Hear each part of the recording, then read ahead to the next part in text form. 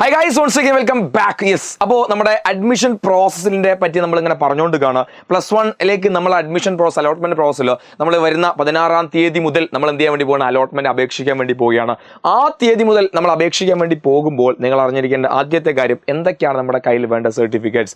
ഒരുപാട് സർട്ടിഫിക്കറ്റ്സ് ഒക്കെ നമ്മുടെ കയ്യിൽ വേണോ, അല്ലെങ്കിൽ ഇതൊക്കെ ഇതിൻ്റെ അല്ലെങ്കിൽ ഫോട്ടോ കോപ്പി നമ്മുടെ കയ്യിൽ വേണോ, എന്താണ് ഇതിൻ്റെ റിയാലിറ്റി നമ്മൾ നോക്കാൻ വേണ്ടി പോകുന്നത്. സോ ബേസിക്കലി നമുക്ക് വേണ്ട കാര്യം ഞാനൊന്ന് വേഗം പറയാൻ വേണ്ടി നിങ്ങൾ ശ്രദ്ധിക്കുക. കുറച്ച് കാര്യങ്ങളുള്ളൂ, നിങ്ങൾ ഒന്നുകിൽ ഈ ഭാഗം സ്ക്രീൻഷോട്ട് എടുത്ത് വെക്കുക അല്ലെങ്കിൽ നോട്ട് ചെയ്ത് വെക്കുക. ഓക്കെ, ആദ്യത്തെ രജിസ്റ്റർ നമ്പറാണ്. രജിസ്റ്റർ നമ്പർ അത് നിങ്ങൾക്ക്, അതായത് നിങ്ങളുടെ SLCയുടെ രജിസ്റ്റർ നമ്പർ നിങ്ങൾക്കറിയാം. ആ രജിസ്റ്റർ നമ്പർ ഉണ്ടെങ്കിൽ ആക്ച്വലി എന്തിൻ്റെ ആവശ്യമില്ല, നമ്മൾ ഈ പറഞ്ഞ മാർക്ക് ലിസ്റ്റിൻ്റെ ആവശ്യം വരുന്നില്ല. കാരണം ഓൾറെഡി ഇത് ഓൺലൈനായിട്ട് നമ്മൾ രജിസ്റ്റർ ചെയ്യുന്ന സമയത്ത് നിങ്ങളുടെ രജിസ്റ്റർ നമ്പർ അടിക്കുമ്പോൾ തന്നെ ഓൾറെഡി നിങ്ങളുടെ മാർക്ക് ലിസ്റ്റ് അവിടെ വരും. ഓക്കെ, അപ്പോൾ നിങ്ങൾ അത് രജിസ്റ്റർ നമ്പർ കൃത്യമായി ഓർത്ത് വെക്കുക. രണ്ടാമത്തെ കാര്യം, നമ്മുടെ ഒരു വാലിഡ് മൊബൈൽ നമ്പർ നിങ്ങളുടെ കൂടെ വേണം. ഏറ്റവും ഇമ്പോർട്ടൻ്റ് കാര്യം, ഒരു വാലിഡ് മൊബൈൽ നമ്പർ. അതായത് മൊബൈൽ നമ്പർ കൊടുക്കുമ്പോൾ SMS കാര്യങ്ങളൊക്കെ വരുന്ന സന്ദർഭത്തിൽ നമുക്കത് നിർബന്ധമായും ആ ഒരു മൊബൈൽ നമ്പർ ആയിരിക്കും പിന്നെ ത്രൂ ഔട്ട് അലോട്ട്മെൻറ്റ് പ്രോസസ്സ് കഴിയുന്നവരെ നമ്മളെ കൂടെ ഉണ്ടായിരിക്കുക. ചിലപ്പോൾ പലരും അത് നിങ്ങളോട് പറയാൻ വിട്ടുപോകുന്നൊരു കാര്യമായിരിക്കും. അപ്പോൾ ഈ മൊബൈൽ നമ്പറിൻ്റെ കാര്യം നിങ്ങൾ എവിടെയും മിസ് ചെയ്യാൻ പാടില്ല. മൊബൈൽ നമ്പർ നമുക്ക് നിർബന്ധമാണ്, ആ ഒരു കാര്യം ഓർത്ത് വെക്കുക. പിന്നെ മാർക്ക് ലിസ്റ്റിൻ്റെ കാര്യം ഓൾറെഡി പറഞ്ഞു. രജിസ്റ്റർ നമ്പർ അതിൽ ഓൺലൈനിൽ നമ്മൾ ചെയ്യുന്ന സമയത്ത് രജിസ്റ്റർ നമ്പറിൽ അടിക്കുന്ന സമയത്ത് ഓട്ടോമാറ്റിക് അത് വരും. അതൊന്നും കൂടി റീവെരിഫൈ ചെയ്യാൻ നമുക്ക് എന്ത് ചെയ്യാം, വേണമെങ്കിൽ അതൊക്കെ അല്ലേ എന്ന് ചെക്ക് ചെയ്യാൻ വേണമെങ്കിൽ നമുക്ക് എന്ത് ചെയ്യാം, ആ ഒരു നിങ്ങൾക്ക് അലോട്ട്മെന്റ് നിങ്ങൾ ചെക്ക് ചെയ്ത സമയത്ത് നിങ്ങൾ കിട്ടിയ ഒരു മാർക്ക് ലിസ്റ്റ് ഉണ്ടല്ലോ, അതിന്റെ പ്രിന്റ് ഔട്ട് നിങ്ങൾ ചുമ്മാ നിങ്ങളുടെ കയ്യിൽ കരുതിക്കും, നോ പ്രോബ്ലം. റെഡി. പിന്നെ നമുക്കുള്ളതാണ് ബോണസ് പോയിന്റ് അല്ലേ. ബോണസ് പോയിന്റ് ഏറ്റവും വലിയ വിഷയം എന്താ, ബോണസ് പോയിന്റ് ഉണ്ടോ എന്നൊരു ചോദ്യം നിലവിൽ നിൽക്കുന്നുണ്ട്. ബോണസ് പോയിന്റ് ഉണ്ടെങ്കിൽ നിങ്ങൾ എന്തെല്ലാം പ്രോഗ്രാമിനാണോ പങ്കെടുത്തത്, ഓൾറെഡി ചിലപ്പോൾ നിങ്ങളെ ബോണസ് പോയിന്റ് എവിടെ തന്നിട്ടുണ്ടാവും, നിങ്ങളുടെ SLCയുടെ മാർക്കിന്റെ കൂടെ നിങ്ങളെ ബോണസ് പോയിന്റ് ഓൾറെഡി തന്നിട്ടുണ്ടാവും. അതെല്ലാം കൂടി ചിലപ്പോൾ ആഡ് ചെയ്തൊരു മാർക്കായിരിക്കും ഗ്രേഡ് ആയിട്ട് വന്നിട്ടുണ്ടാവുക. ഇനി വാട്ട് എവർ ഇറ്റ് ഈസ്, അതിലൊരു രണ്ട് തർക്കം നടക്കുന്നുണ്ട്. അതായത് തരാൻ സാധ്യത ഉണ്ട്, ഇല്ല, കൂടുതലും ഇല്ല എന്നാണ് കേൾക്കുന്നത്. ഉണ്ടെങ്കിൽ ഓൺലൈനായിട്ട് അപേക്ഷിക്കുന്ന സമയത്ത് അവിടെ ടിക്ക് ചെയ്യാനുള്ള ഒരു ഓപ്ഷൻ ഉണ്ടായിരിക്കും. നിങ്ങളുടെ ബോണസ് പോയിന്റ് അവിടെ ചിലപ്പോൾ നിങ്ങളുടെ ആക്ടിവിറ്റീസ് ആയിരിക്കും, എക്സ്ട്രാ കരിക്കുലർ ആക്ടിവിറ്റീസ് ആയിരിക്കും, JRC ആയിരിക്കാം, NCC ആയിരിക്കാം, NSS ആയിരിക്കാം, അല്ലെങ്കിൽ സ്കൗട്ട് ആയിരിക്കാം, SPC ആയിരിക്കാം. അപ്പോൾ അതൊക്കെ ഉണ്ടായിരിക്കും. അതൊക്കെ അവിടെ ഉണ്ടെങ്കിൽ നിങ്ങൾക്ക് കറക്റ്റുമായി നിങ്ങൾ എന്തിലാണോ ഉള്ളത് അതങ്ങ് ടിക്ക് എടുത്ത് കൊടുത്താൽ മതി. അപ്പോൾ അതിൻ്റെ സർട്ടിഫിക്കറ്റ് നിങ്ങളുടെ കയ്യിൽ ഓൾറെഡി ഉണ്ടാവുമല്ലോ, അത് നിങ്ങൾ വെക്കാം. അടുത്തത് ക്ലബ്ബ് സർട്ടിഫിക്കറ്റ് ആണ്. അപ്പോൾ എന്താണ് ഈ ക്ലബ്ബ് സർട്ടിഫിക്കറ്റ്? ഞാൻ ഓൾറെഡി നമ്മുടെ അഡ്മിഷൻ ഫോം ഫില്ല് ചെയ്യുന്ന വീഡിയോയിൽ ഞാൻ ഓൾറെഡി പറഞ്ഞിരുന്നു. ക്ലബ്ബ് സർട്ടിഫിക്കറ്റ് എന്ന് പറഞ്ഞാൽ നിങ്ങളുടെ സ്കൂളിൽ തരുന്ന സർട്ടിഫിക്കറ്റാണ്. നിങ്ങളുടെ സ്കൂളിൽ നിന്ന് ഓൾറെഡി തരും. അത് ഏതെങ്കിലും 2-3 ക്ലബ്ബിന് സർട്ടിഫിക്കറ്റ് എന്തായാലും അവർ തരും. അതായത് നിങ്ങൾ TC വാങ്ങാൻ വേണ്ടി പോകുന്ന സമയത്ത്, അങ്ങനെ കോൺടാക്ട് നിങ്ങളുടെ സ്വഭാവ സർട്ടിഫിക്കറ്റ് വാങ്ങാൻ അല്ലേ പോകുന്ന സമയത്തൊക്കെ അവരെന്ത് ചെയ്യും, ഈ പറയുന്ന ക്ലബ് സർട്ടിഫിക്കറ്റ് തരും. അതിൽ എന്തൊക്കെ ഉണ്ടാവും, നിങ്ങളുടെ സയൻസ് ക്ലബ്ബോ അല്ലെങ്കിൽ സോഷ്യൽ സയൻസ് ക്ലബ്ബോ IT ക്ലബ്ബോ മാത്സ് ക്ലബ്ബോ ഏത് ക്ലബ്ബായാലും ഒരു കുഴപ്പമില്ല, അത് കൃത്യമായി എന്ത് ചെയ്യാം, അതെന്തായാലും വാങ്ങാതിരിക്കരുത്.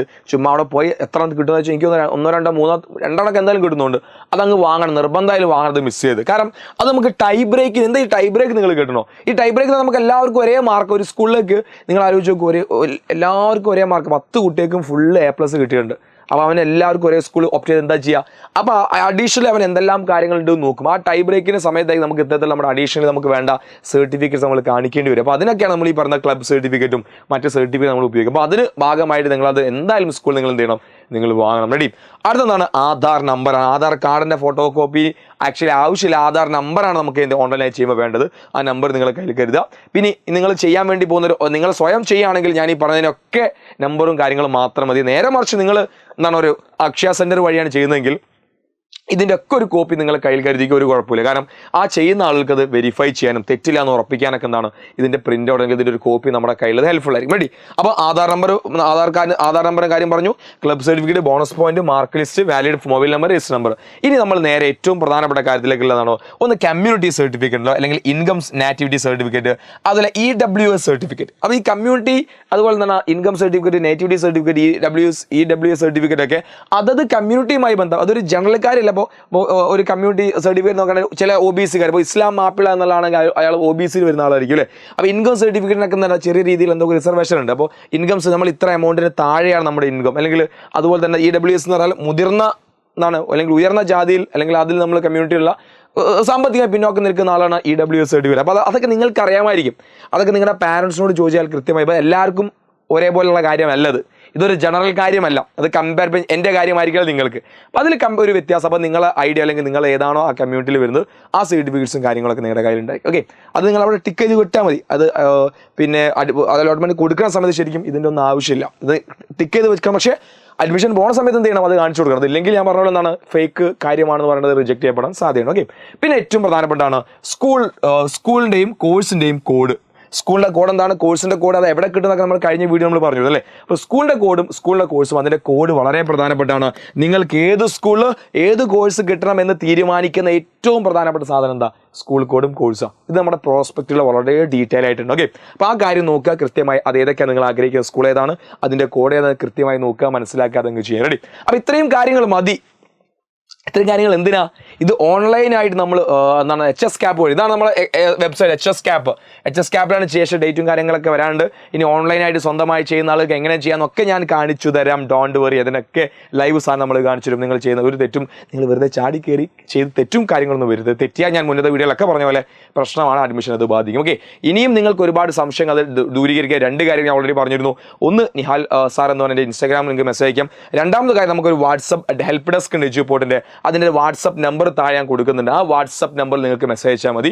മെസ്സേജുള്ള നോ കോൾ ഓൺ, ഫോൺ വിളിക്കരുത്, മെസ്സേജ് അയച്ചാൽ മതി. അതിൽ കൃത്യമായി എന്ത് ചെയ്യും, സംശയങ്ങൾ നമ്മൾ ക്ലിയർ ചെയ്ത് തരും. ഓക്കെ, അപ്പോൾ ഇത്രയുമാണ് നിങ്ങളുടെ അഡ്മിഷൻ വേണ്ട അല്ലെങ്കിൽ നിങ്ങളുടെ +1 അഡ്മിഷൻ എടുക്കുന്ന സമയത്ത് ഏറ്റവും അർജൻറ്റായി നിങ്ങളുടെ കയ്യിൽ വേണ്ട സർട്ടിഫിക്കറ്റ്സ്, നിങ്ങളുടെ കയ്യിൽ വേണ്ട കാര്യങ്ങൾ. ഇതിലെല്ലാ കാര്യങ്ങളും നിങ്ങളുടെ കയ്യിൽ ഉണ്ടായിരിക്കും. പ്രത്യേകിച്ച് ഒരു കാര്യം നിങ്ങളുടെ കയ്യിൽ ഇപ്പോൾ നിലവിലില്ലാത്തത് നിങ്ങളുടെ ക്ലബ് സർട്ടിഫിക്കറ്റ് ആയിരിക്കും അല്ലേ. അതാണ് ഇപ്പോൾ നിലവിൽ നിങ്ങളുടെ കയ്യിൽ ഇല്ലാത്തത്. അതുപോലെ സ്കൂൾ കോഴ്സും കോഡും ഒക്കെ ഇടുന്ന കിട്ടും. നമ്മുടെ പ്രോസ്പെക്റ്റിനെ നമുക്ക് നോക്കി മനസ്സിലാക്കാൻ സാധിക്കും അല്ലേ. അപ്പോൾ ഇത്രയും കാര്യങ്ങൾ കൃത്യമായി നിങ്ങൾ ക്ലിയർ ചെയ്യുക. ഈ കാര്യങ്ങളൊക്കെ ഉണ്ടെന്ന് ഉറപ്പുവരുത്തുക. 16-ാം തീയതി ആകുമ്പോഴേക്കും നിങ്ങളുടെ ഈ കാര്യങ്ങളൊക്കെ നിങ്ങളുടെ കയ്യിലുണ്ട്. വളരെ വൃത്തിക്ക് പോവുക. പിന്നെ തള്ളിക്കയറ്റൊന്നും വേണം. നിങ്ങളെ സീറ്റോ അല്ലെങ്കിൽ നിങ്ങളുടെ ഇതൊന്നും ആരും കൊണ്ടുപോലും. ഇഷ്ടംപോലെ സമയമുണ്ട്. 4 ദിവസം നമുക്ക് സമയമുണ്ട്. വളരെ സമാധാനത്തിൽ കൂളായിട്ട് ഈ കാര്യങ്ങൾ ചെയ്യാം. ഇനിയും സംശയങ്ങൾ ചോദിക്കാനും ക്ലിയർ ആണ് ഞങ്ങളെല്ലാവരും ഇവിടെ ഉള്ളത്. So you can approach Eduport. So thank you so much watching this video and നിങ്ങളുടെ എല്ലാ ഫ്രണ്ട്സിലെ വീഡിയോ ഒന്ന് ഷെയർ കൊടുക്കുക. ഇനിയും തീരാത്ത സംശയങ്ങളൊക്കെ നമ്മുടെ താഴെ ഡൗട്ട് നമ്മുടെ ഹെൽപ്പ് ഡെസ്ക് നമ്പർ ഉണ്ട്, മറന്നു പോകണ്ട. ആൻഡ് നിങ്ങൾക്ക് എൻ്റെ ഇൻസ്റ്റാ ത്രൂ എനിക്ക് മെസ്സേജ് അയക്കുകയും ചെയ്യാം. സോ എല്ലാവരോടും താങ്ക് യു സോ മച്ച്.